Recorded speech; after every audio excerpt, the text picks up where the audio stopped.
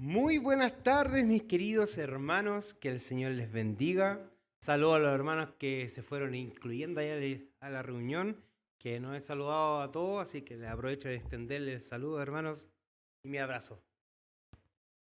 Así que, bien, vamos a continuar con esta maravillosa serie que nosotros tenemos y estamos hablando del libro de exactamente.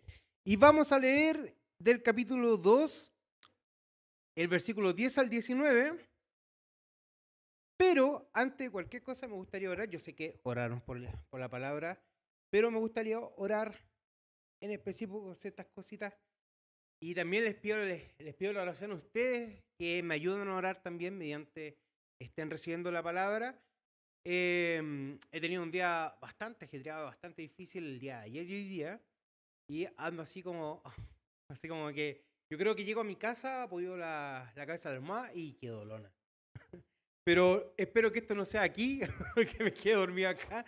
Así que les pido la oración por eso. Pero vamos a orar para que el Señor nos deleite con su palabra. Eterno Rey, te damos gracias, Padre, porque tú te lo mereces todo de nuestra vida, Señor. Esto que uno pueda venir acá cansado a veces, Señor, a veces quizás con pena, quizás con amargura, Señor, con problemas, Señor, quizás con nuestra mente desconectada, Señor, contigo. Señor, queremos concentrarnos solamente en ti. Señor, queremos escuchar tu voz. Queremos que tú nos hables a nuestras vidas, Señor, y queremos, Padre, que tú, Señor, que tu Espíritu Santo sea calando nuestros corazones, Señor.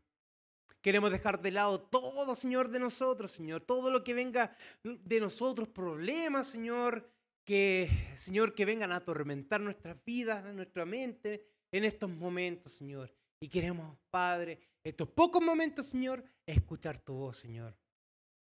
Te honramos, Padre. Te alabamos y te amamos de todo corazón, Señor. Gracias por todo. En el nombre de Jesús, amén. Bien, antes de leer estos versículos que son bastante maravillosos de este pasaje de Ageo, quiero leer un poco, es como una breve introducción. Yo sé que no es la introducción, pero voy a leerle un poco de lo que va a tratar todo esto, ¿no es cierto? Dice, bendiciones. Voy a leer el título porque el título yo creo que es como lo fundamental de todo lo que voy a hablar. Dice, una palabra de bendición. La obediencia es la clave. Oh. ¿Somos obedientes? Dice, bendiciones. Todos queremos recibirla, pero pocos son los que están dispuestos a seguir el proceso que se requiere para obtenerlas. Muchos quieren disfrutar de lo que Dios ofrece, pero no conformarse a la metodología prescrita por Él. Es súper fácil decir, oh, yo quiero aprovechar las cosas del Señor, pero cumplamos, po. Este fenómeno es resultado directo de la entrada del pecado en el huerto del Edén, o sea, de la caída. Lo que caracteriza el pecado de Satanás es el deseo de independizarse de Dios, y cuando el pecado se introdujo en el Edén, el hombre también rompió sus ligaduras y desechó sus cuerdas. ¿Se acuerdan que leíamos también que quiso ser igual y más que Dios, Satanás, ¿no es cierto? Quería ocupar ese lugar, quería llegar a esa meta, ese era su deseo. Y era justamente no depender más de Dios. Y justamente el pecado es justamente eso, no depender de Dios. Romper esta voluntad que el Señor hace sobre nosotros. Anteriormente, lo que los habitantes de la tierra quisieron alcanzar con la Torre de Babel también muestra lo que querían lograr cierto destino que consideraban deseable, pero sin tomar en cuenta el plan de Dios. Las páginas de la historia de Israel están llenas de la misma evidencia. A un incomparable Moisés. ¡Wow! Moisés, pues estamos hablando de un hombre guiado por el Señor. En un momento de egoísmo demostró esa característica en Números 20, versículo 10, donde dijo, oíd ahora rebeldes, ¿os hemos salir aguas de esta piña? ¿Quién se acuerda de ese momento? Cuando estaba Moisés ahí delante de todo. El pueblo era rebelde y aún siguiendo la dirección de Jehová, Moisés, el instrumento que Dios usaba, el líder de los judíos, se equivocó. Y es importante entender esto.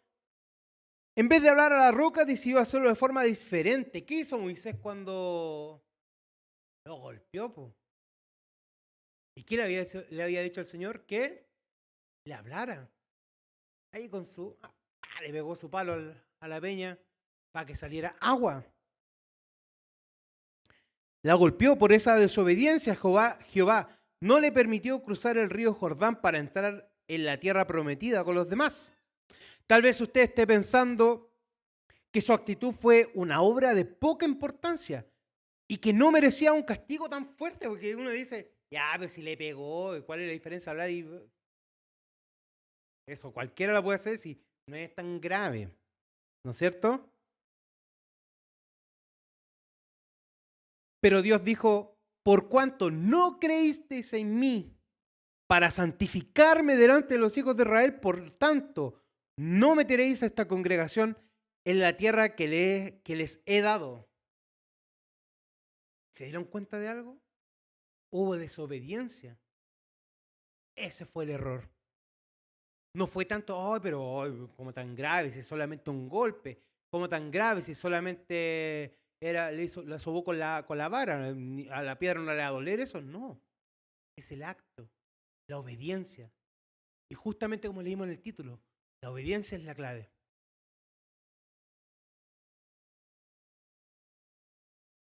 La verdad es que no le toca al hombre decidir cómo hacer la voluntad de Dios, sino conformarse a ella por completo. La voluntad, seguir la voluntad de Cristo es lo que me hace a mí ser fiel. Y estoy en obediencia. El rey Saúl, queriendo recibir la bendición de Dios, ¿se acuerdan qué es lo que hizo? Buscó la forma incorrecta y presentó un sacrificio a Dios. Y eso no le correspondía a un rey, sino a un sacerdote. Así que por haber desobedecido, Dios lo castigó. Esto conforma que obedecer es mejor presentar sacrificios. Y yo me pongo a pensar, chuta, no, voy a hacer esto para el Señor. Y qué raro que el Señor realmente haga eso. Si nos ponemos a pensar. Sustituir la obediencia por los sacrificios. Ojo, por razón de esa característica todavía persistían en tiempos de Ageo. Sustituir la obediencia por los sacrificios, al profeta le tocó contender con el remanente en ese aspecto en cuanto el mensaje del libro narra esa experiencia. Y vamos a leer entonces el capítulo 2, Ageo 2, del 10 hasta el 19. Ahí al hermano que le cuesta encontrarse, a ver si los jóvenes lo pueden ayudar a nuestros hermanos para que puedan seguir la lectura. Y si no tiene Biblia o no tiene cómo seguirla o se demoró, hermanito, no se preocupe porque aquí y en esa pantalla de allá tienen proyectadas los versículos. Bien, dice, la infidelidad del pueblo es reprendida. Dice, a los 24 días del noveno mes, en el segundo año de Darío, vino palabra de Jehová por medio del profeta Ageo, diciendo, así ha dicho Jehová de los ejércitos, pregunta ahora a los sacerdotes acerca de la ley, diciendo, si alguno llevare carne santificada de la falda de su ropa, y con el vuelo de ella tocare pan, o vianda, o vino, o aceite, o cualquier otra comida, ¿será santificada? Y respondieron los sacerdotes y dijeron, no. Dijo Ageo, si un inmundo a causa de cuerpo muerto tocare alguna cosa de esta, ¿será inmunda? Y respondieron los sacerdotes y dijeron, inmunda será. Y respondió Ageo y dijo, así es este pueblo y esta gente delante de mí, dice Jehová, y asimismo toda la obra de sus manos, y todo lo que aquí ofrecen es inmundo. ¡Wow! Ahora pues meditad en vuestros corazones desde ese día en adelante. antes que ponga piedra en el templo de Jehová. Antes que sucediesen estas cosas, venían al montón de 20 efas y habían 10. Venían al lagar para sacar 50 cántaros y había 20. Os herí con viento solano, con tizoncillo y con granizo, en toda obra de vuestras manos, mas no os convertisteis a mí, dice Jehová. Meditad pues en vuestro corazón desde este día en adelante, desde el día 24 del 9º mes, desde el día que echó el cimiento del templo de Jehová. Meditad pues en vuestro corazón, ¿no está aún el simiente en el granero? Ni la vid, ni la higuera, ni el granado, ni el árbol dio olivo ha florecido todavía, más desde el principio, más desde este día os bendeciré. Me traspapelé un poquitito ahí. Bien. Como en los demás mensajes del libro, este también tiene su lugar específico en la historia de Israel. La fecha señalada, el día, y lo repite varias veces, ojo, la fecha señalada, el día 24 del mes noveno, llamado Kislev por los obreros, se cumplió aproximadamente 2 meses después del último mensaje. Y 3 meses después del comienzo del trabajo de reconstrucción en el capítulo 1:15. Una comparación con Zacarías capítulo 1, versículo 1, indica que ese profeta había empezado su trabajo escasas semanas antes. Su mensaje indica que la comunidad del remanente carecía de verdadero arrepentimiento. En esa coyuntura, el remanente tenía 2 profetas que simultáneamente hablaban del mismo tema: la conducta dilatoria del pueblo en cuanto a la reedificación. En esa ocasión, el profeta Ageo cambió su metodología. Antes había confrontado al remanente con una exhortación directa. Aquí utilizó preguntas para sacar a luz e ilustrar una lección importante. Ocupó un método que lo ayudara a llegar a una respuesta clara. Ojo con esto, hermano. El Señor ocupó al profeta para poder hablarles con 2 preguntas y obtener una respuesta después clara. Primero, Ageo se dirigió a los sacerdotes. Sí. En general, esos religiosos eran los guardianes e intérpretes de la ley que Dios entregó a los judíos por Moisés. Estamos hablando de la Torá. Al principio, sus opiniones en cuanto a esa ley o interpretación de ella en conjunto recibieron el nombre hebreo de la Torá, ¿no es cierto? Entonces, cuando alguien consultaba al sacerdote algún punto de la ley, su respuesta era una Torá. Consulta, ¿qué es la Torá?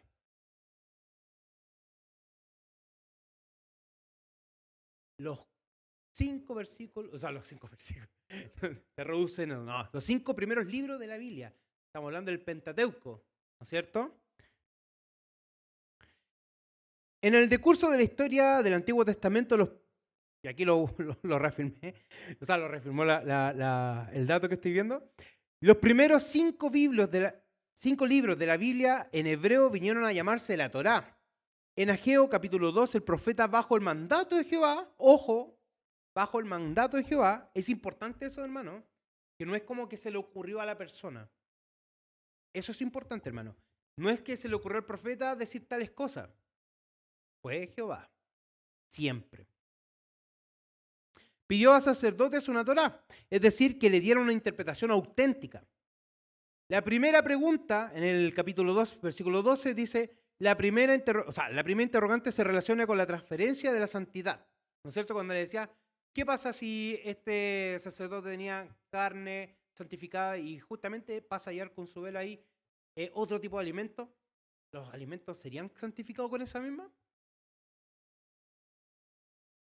El contexto del Antiguo Testamento es el sistema de la ley de Moisés y en especial el trabajo del sacerdocio. La carne santificada a la cual Ageo aludió era la dedicada al altar, la del sacrificio, debido a que dijo que la carne era llevada.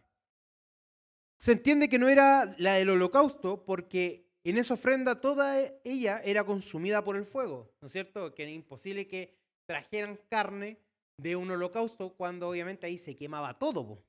Ahí no quedaba nada, quedaban solamente ceniza. En otra ofrenda, excepto la de la paz, solamente un sacerdote podía manipular la carne. Si la pregunta tenía que ver con un hombre cualquiera, entonces solamente pudo haber sido la carne de la ofrenda de la paz. Pero en verdad no importa mucho la ofrenda a la cual se refiere, sino el carácter de la carne en los sacrificios, carne santificada. En concreto, la pregunta fue, si esa carne santificada tocaba otra cosa, sea pan o vianda o vino o aceite, ¿podría la carne santa pasar su cualidad santa a un objeto que le tocaba?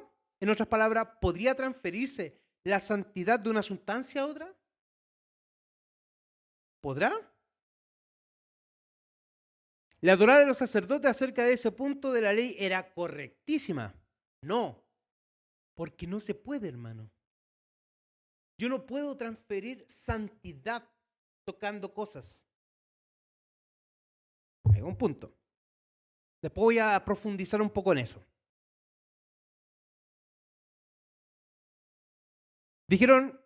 No dijeron porque la ley de Moisés enseña que no se puede hacer transferencia de santidad. La segunda pregunta, esta parte de su interrogación a los sacerdotes enfoca lo opuesto a la primera. Si un inmundo a causa de cuerpo muerto tocara alguna cosa de estas, ¿será inmundo?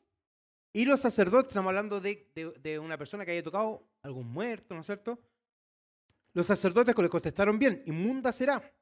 De acuerdo con la ley mosaica, el contacto con un cadáver causaba un alto grado de contaminación.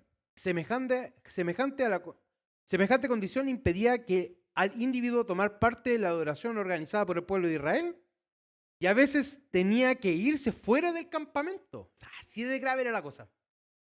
Un inmundo no podía estar en la adoración. ¡Oh! Que el Señor nos ayude.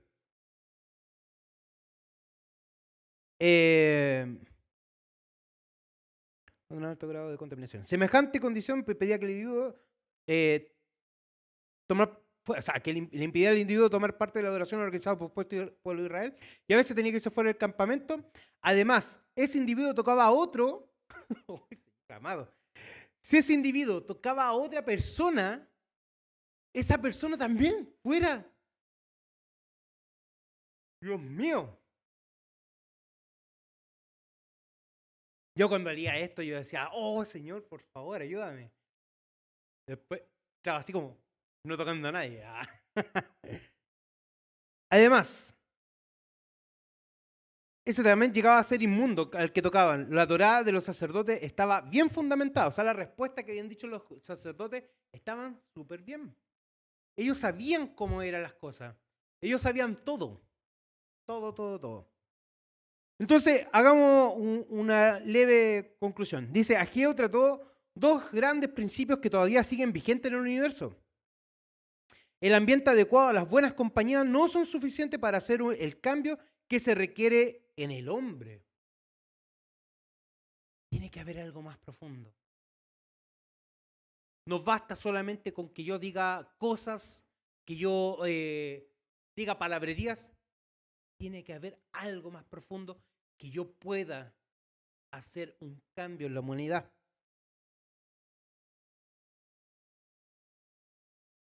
Algunos sociólogos afirman que con tal de mejorar su ambiente, el individuo es capaz de cambiar automáticamente.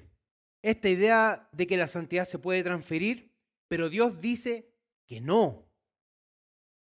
¿Por qué, hermano, usted cree que la santidad no se puede transferir? ¿Por qué no podrá hacerse eso?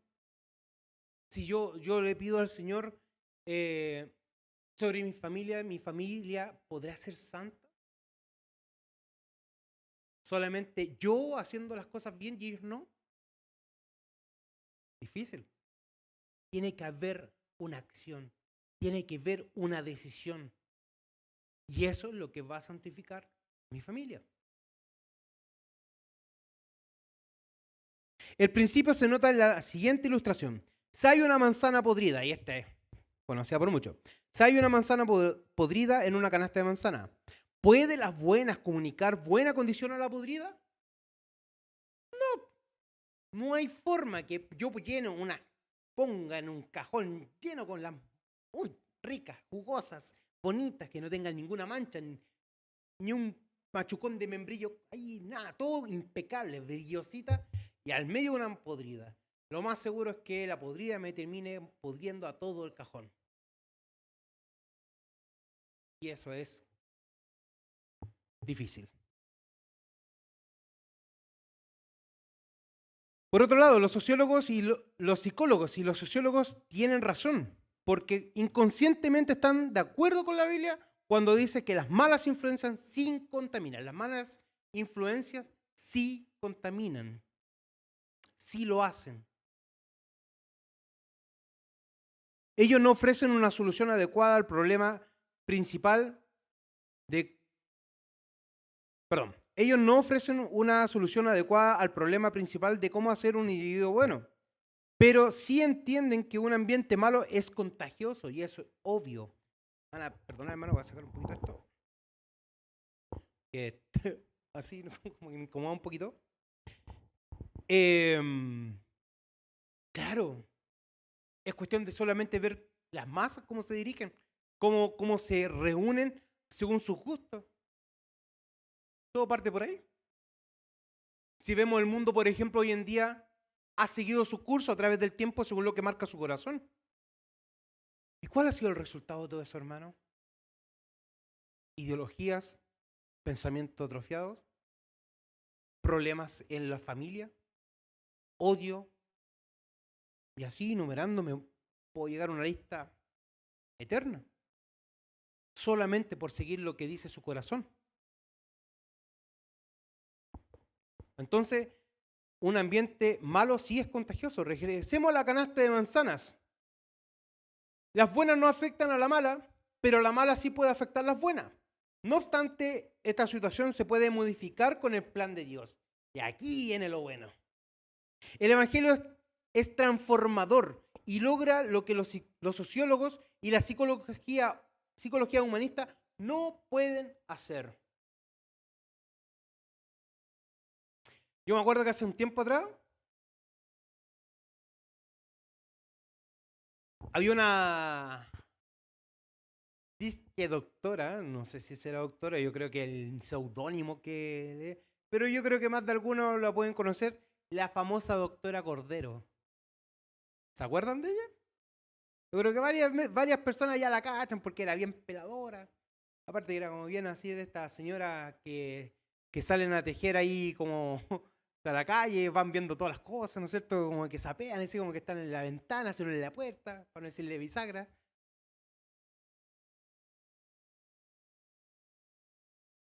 Y ella misma dijo una vez, pues, yo no sé si hay un Dios. Yo no sé si la iglesia hace algo. Lo único que sé que drogadicto que entra, por ejemplo, a la iglesia, cambian de una manera que la medicina no ha hecho en años. Y cosas que se han intentado hacer, que la medicina ha tratado de hacer con ellos, no se ha podido. No sé qué es lo que es. Entonces podemos dar fe de que incluso hasta el mismo mundo reconoce de que hay cosas que ellos no pueden hacer con toda su tecnología que tienen.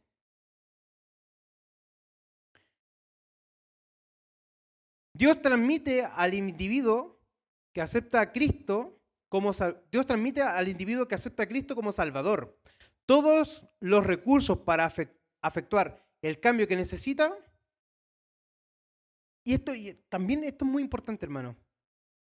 Cuando nosotros aceptamos a Cristo, su amor, su Espíritu Santo me inunda de tal manera que provoca este cambio en mí. Puedo ser la manzana más podrida del mundo, pero cuando Cristo tocó mi vida, desde ese momento hay un cambio. ¿Lo experimentó así, hermano? Amén. Un famoso predicador de Inglaterra expresó la misma verdad de otra forma. Dijo: el creyente no debe sorprenderse por la explosión que causa su naturaleza que lleva tanta pólvora. cuando se acerca demasiado a las chispas de este mundo. Otro comentarista decía que un padre sano no puede comunicar su buena salud a su hijo enfermo, pero el hijo enfermo sí puede transmitir la enfermedad a su padre. Básicamente lo mismo. En resumen, las preguntas y sus respuestas sacaron a luz que la santidad no puede pasarse de un objeto a otro o de una persona a otra. En cambio, la inmundicia sí es contagiosa. Sí lo es, hermanos. ¿Y a qué va con esto, hermano? Si nosotros hoy en día vemos cómo la cultura ha avanzado, podemos ver que la cultura y gran parte de lo que piensan y cosas ideológicas ha entrado a la iglesia. Y esto es penoso, hermano, porque Cristo formó una iglesia perfecta, una iglesia que según su visión iba a ser próspera. Pero el mundo ha hecho otras cosas que no debemos, que no deben ser y que no tienen nada que ver con su palabra. Es por eso que debemos orar por nuestra iglesia, hermano. Siempre en oración por nuestra iglesia. Entonces, el propósito de las preguntas, es decir, la ilustración en el capítulo 2, era hacer ver al remanente que la santidad del templo o de las piedras del templo o aún de la mano de obra de la reedificación del templo no se podría transmitir a la gente que estaba trabajando. El hecho de haber estado trabajando en una obra santa no santifica al obrero, hermanos. Y aquí yo me pongo en la posición de como un servidor de Cristo. Yo puedo hacer de todo. Tocar el bajo, perdón que sea autorreferente, hermano, pero no quiero meter a nadie dentro de lo que voy a decir. Puedo tocar el bajo, puedo ser líder de jóvenes, puedo predicar, comentar de su palabra, puedo hacer varias cosas, muchas cosas. Pero ojo que eso no es lo que me santifica a mí.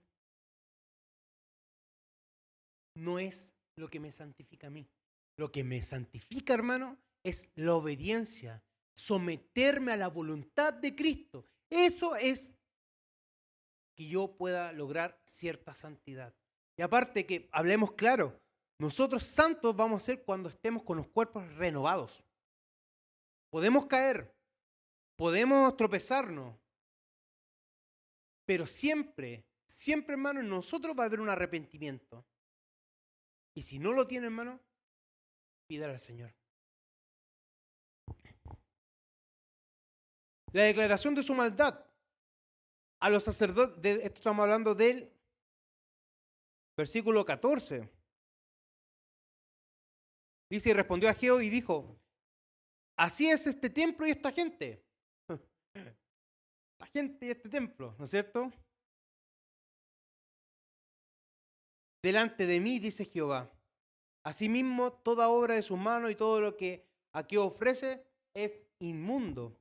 La declaración de su maldad a los sacerdotes les tocaba interpretar la ley a los profetas y aplicarla en la vida.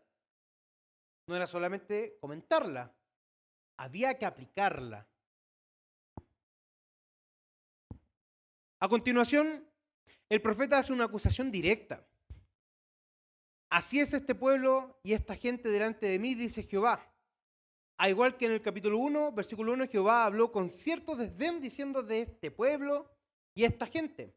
No usó términos que indicaban una relación estrecha. No dijo mi pueblo, no dijo el pueblo de Jehová.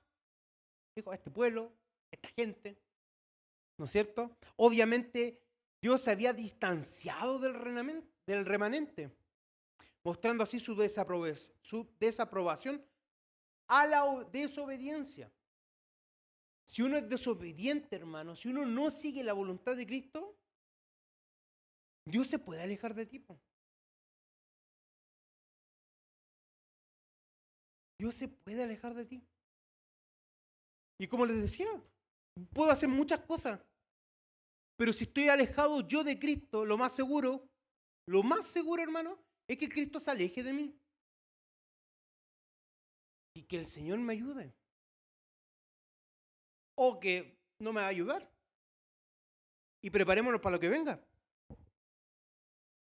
Precisamente por su contumacia, el remanente se había contaminado a sí mismo y había llegado a ser inmundo, de acuerdo a la ilustración de las preguntas y respuestas de los versículos 12 y 13. Es más, como en el caso de alguien que tocaba un cadáver, todo lo que el pueblo inmundo tocara resultaba igualmente inmundo. La maldad es demasiado contagiosa. Ojo, la maldad es muy, pero muy contagiosa, hermano. Demasiado. Ageo especificó que la mano de la obra de la reedificación del templo, aun lo poco que se había logrado hasta la fecha, porque nos acordamos que estaban recién partiendo, después de un buen tiempo que pausaron la construcción, había sido contaminada por su padecimiento espiritual, hermano. Imagínense, van a partir con la construcción y lo poco que hicieron ya estaba todo contaminado por causa de la desobediencia, porque estaban contagiadas por la desobediencia. La mitología griega cuenta el relato acerca de Midas, legendario rey de Frigia, que obtuvo de Baca la facultad de trocar en oro cuanto tocaba. O sea, todo lo que tocaba ¡pap!, se convertía en oro. Al principio ese rey estaba feliz con la idea, pero cambió de padecer cuando su comida y su bebida también se tornaron en oro de acuerdo con la leyenda. No, de mucho le sirvió. Muchas gracias, Noela.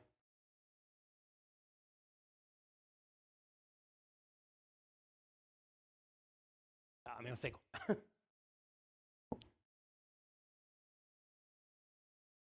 Claro, estaba feliz este rey, ¿no es cierto?, de tocar las cosas y que se volvían en oro. Estaba así como súper contento, pero se dio cuenta que todo era malo cuando quería comerse algo y se convertía en oro. Tomaba alguna bebida en oro, todo en oro. Que el Señor me libre a mí es... No, mentira. Por supuesto que ese relato obviamente de Midas era ficticio. En cambio, lo del pueblo en esos tiempos de Ageo es histórico y verídico. Las obras que hacían se vieron afectadas, contaminadas, por su condición espiritual. Que el Señor nos ayude, hermano, a vivir siempre en su voluntad, a basar nuestras vidas bajo la obediencia, hermano. Todo eso sea sujeto a la lectura bíblica, hermano. Eso es sumamente importante, que todo sea sujeto a la lectura bíblica. De esa forma podemos ser más obedientes. Un leve repaso. Es posible estar bastante activo en la obra de Dios. En Ageo, la de reificar el tiempo, ¿no es cierto? En eso estamos hablando. Aún tener las manos metidas en cosas sagradas, como les comentaba adelante. Como mover las antiguas piedras santificadas años atrás en el día de Salomón. Y todavía ser desobediente. Una buena obra puede contaminarse con un corazón desobediente y un espíritu contumaz. Los que tardaron años en poner manos a la obra fueron contaminados por su demora. Los años de no hacer la prioridad de Dios dejaron su mancha en la vida. Los que trabajan de mala gana contribuyeron más a la ruina que a la edificación. Para disfrutar que la completa bendición de Dios, el creyente tiene que asegurarse que eliminar la contaminación la contaminación tan contagiosa del pecado. De eso tenemos que asegurarnos, hermano. De eliminar por completo el pecado de nuestras vidas. ¿Cómo se logra? Obedeciendo. Obedecer. Hay un himno. La hermana se acordó perfecto. Y yo siempre me acuerdo de esa alabanza. De hecho, de ese himno. Dice, obedecer, cumpla nuestro deber. Si queréis ser felices, debes. Exacto. Exacto. Y es importante saberlo. Es importante.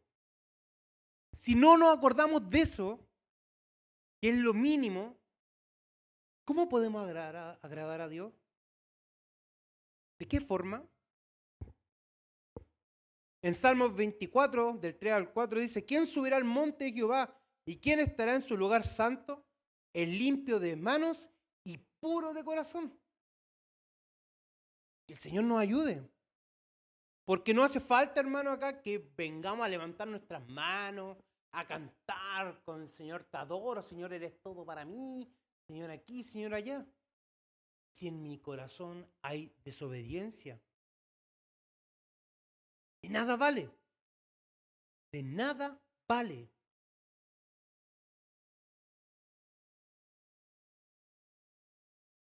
Versículo 15, el 17 dice, ahora pues meditad en vuestro corazón desde este día en adelante, antes que pongan piedra sobre piedra en el templo de Jehová.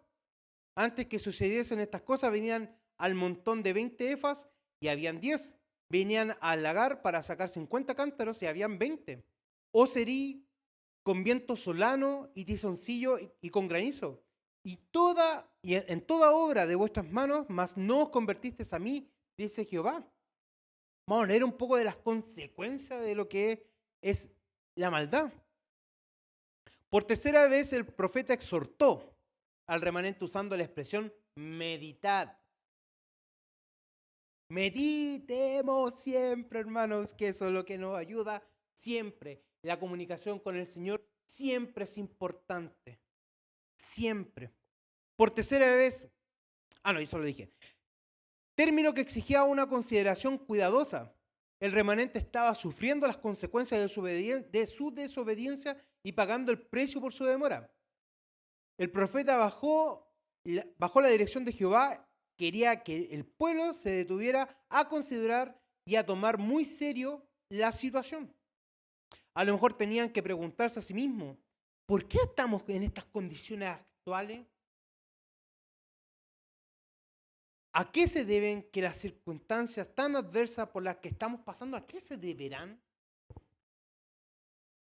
Yo le comentaba una vez a varios hermanos, de hecho he conversado con esto mismo, siempre cuando estemos en momentos de dificultad, cuando estemos en momentos de caos, cuando estemos en momentos de peligro, o cuando ya no demos más, cuando nuestra mente está al borde del colapso, deténgase.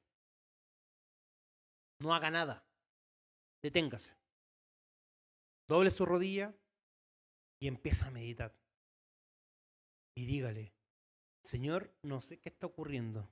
No entiendo qué está pasando con mi vida. No sé por qué está pasando esto.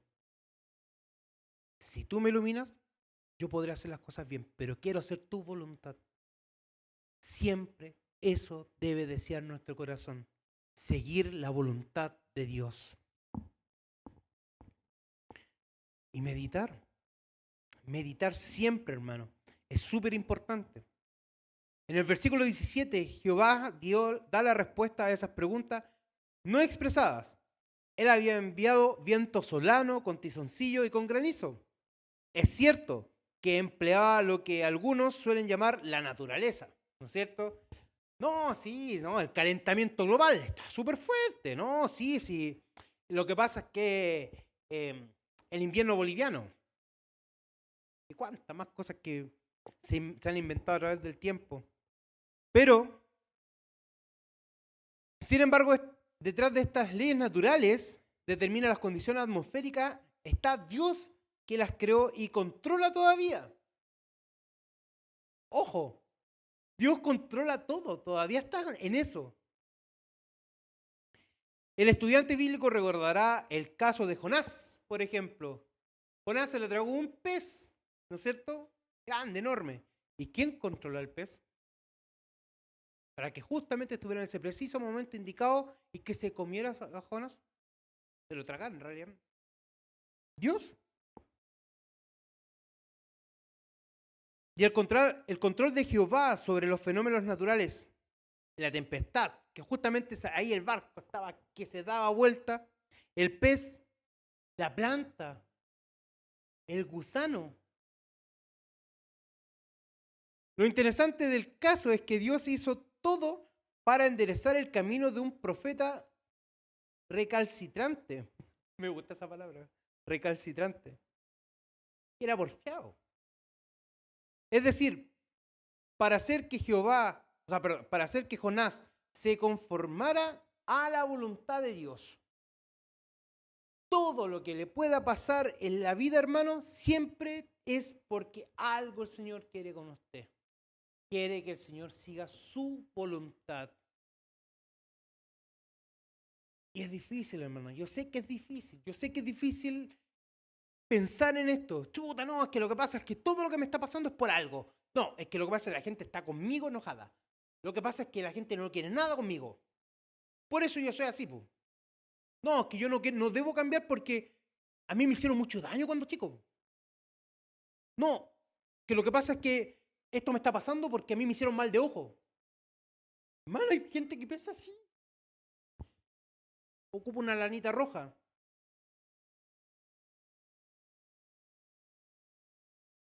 No, hermano. Si está pasando tempestad en estos precisos momentos, es porque el Señor así lo quiere y porque quiere tratar con su vida. Y cuesta creerlo, hermano. Cuesta creer todo eso y decir, chuta, entonces Dios me trajo aquí al mundo a puro sufrir. Po. Sufrimiento que queda corto en comparación al padecimiento y al sacrificio que Jesús hizo por nosotros en la cruz. Pensemos, ¿alguna vez se le ha ocurrido que Dios está detrás de las dificultades que enfrenta? Surge la gran tentación de pensar que el causante es Satanás. No, Satanás está en esto. Ahí debe estar ahí. No, Satanás tiene la culpa de esto otro, porque él es el que tiene la culpa de las cosas malas. Po. Si Dios lo echó por malo. O la mala suerte, hermano, sí. Que el Señor nos ayude con esto.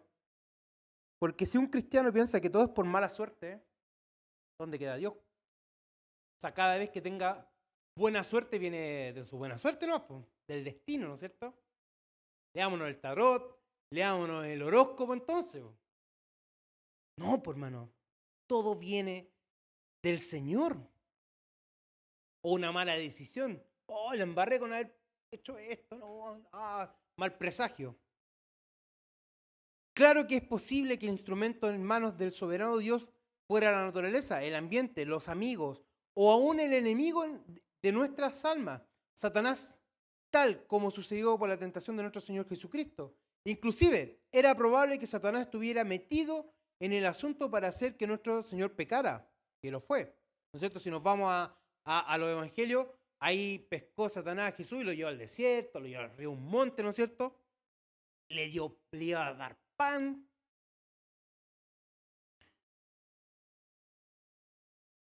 Lo que en verdad era imposible. Sin embargo, el propósito del Padre al permitir la tentación de su Hijo fue sacar a luz su perfección. Si nos recordamos claramente, Jesús no pecó. ¿Por qué? Porque fue obediente, hermano. La verdad es que Dios emplea su sabiduría absoluta y sus recursos infinitos para lograr sus fines santos y perfectos. Tendríamos que decir que eso incluye las tempestades, las inundaciones, la sequía, los terremotos, las explosiones volcánicas, la carestía, las plagas, las guerras y una lista interminable de otras cosas. Las circunstancias en las cuales nos encontramos no tienen nada que ver con la suerte buena o mala, sino que son para educarnos, enderezarnos y formarnos. Para eso es la dificultad. Para eso es el problema que está viviendo hoy en día. Para eso es las malas cosas que le puedan pasar de repente. Son para nuestro propio bien. Y esto confirma más aún todavía cuando dice que todas las cosas nos ayudan a bien. Son para nuestro bien y la gloria de Dios. Eso es súper importante. Que más allá de todo lo que nos pueda pasar, Dios siempre se termina glorificando en todo. Siempre, hermano. No creer eso ya es pecado.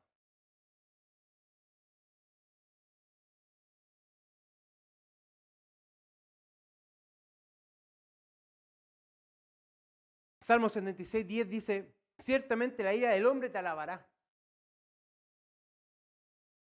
Y en base a eso es la fundamentación de todo lo que acabo de decir. 18-19. Meditad, pues, en vuestro corazón desde este día en adelante, desde el día 24 del 9º mes, desde el día que se echó el cimiento del templo de Jehová, meditad, pues, en vuestro corazón. ¿No está aún la simiente en el granero? Ni la vid a la higuera, ni el ganado, ni el árbol, de olivo ha florecido todavía. Mas desde este día os bendeciré. La obediencia trae bendición, hermano. Con 2 repeticiones de la exhortación para que se considerara detenidamente la situación, el profeta se lanzó al futuro prometiendo la bendición de Dios para que Dios le hiciera semejante promesa. Obviamente el pueblo había hecho caso de las amonestaciones que consideró cuidadosamente el mensaje de Dios a través de Ageo. Tenía que haber un cambio. Y se arrepintió de su desobediencia. Solamente así Dios podrá bendecirlos. Dice en Mateo 6:33. Mas buscar el reino de Dios y su justicia, y todas estas cosas serán añadidas.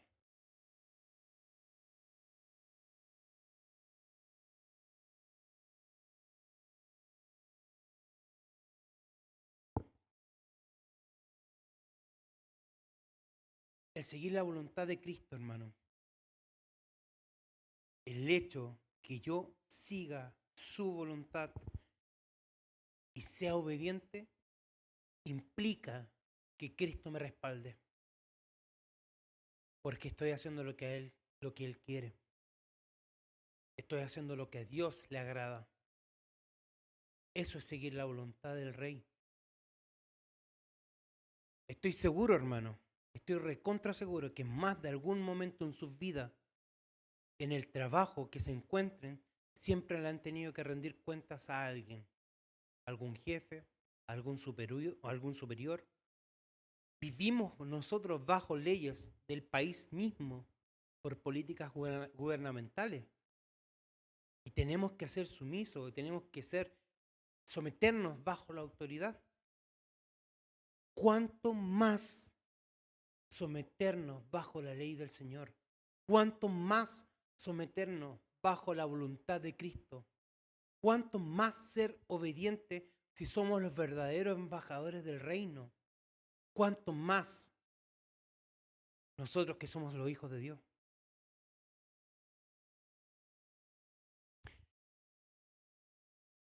Yo no sé, hermano, cómo será su vida. Esas cosas solamente el Señor las sabe. Ni usted tampoco sabe mi vida. Solamente el Señor la sabe. Con mayor razón, hermano, debemos estar a cuentas con el Señor. Siempre, siempre eso incluye la verdadera obediencia, hermanos. Le voy a pedir que se pongan en pie, hermano.